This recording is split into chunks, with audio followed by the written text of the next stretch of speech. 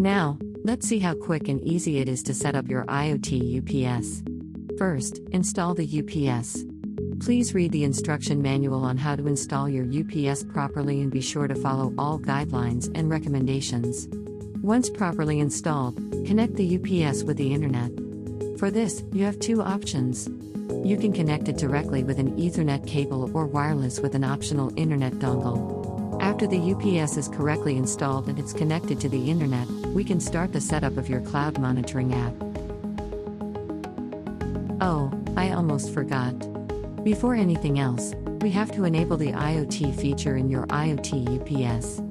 To avoid sending data to the cloud without the user knowing, we configured the UPS this way, so the user itself decides whether to enable the data sending or not. To do this, please enter the main menu by pressing the Enter button at the right.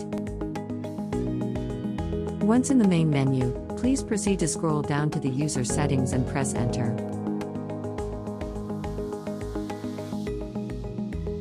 You will be immediately prompted to enter the user password. Just like indicated in the user manual, please enter the 4-digit number, 4732. After entering the user settings, you will have to scroll through the menu until you find the IoT setting.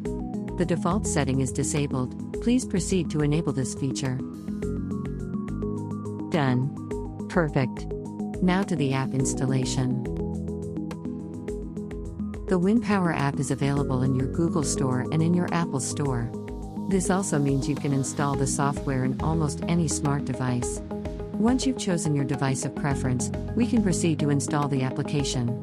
We will make an example by installing the software through the Google Store. Enter your Google Store application in your device. In the search field, look for the Winpower app. The search results should be very accurate and will list the Winpower View app, just as displayed in our device. Once found, click the application and install it in your device of preference.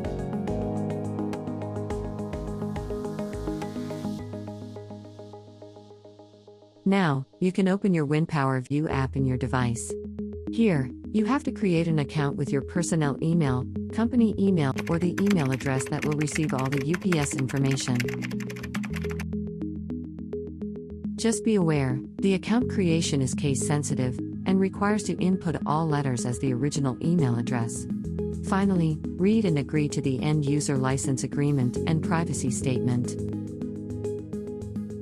Once you've created an account, you can start adding your IoT UPS. Click on the plus symbol found on the top right of the main screen. In this menu you will choose to add a device. The easiest way to add a device is to scan the printed QR code found on the back or the top of your UPS. You can also manually input the serial number of the UPS. Once selected, a window will prompt and ask if you allow this device to use the camera.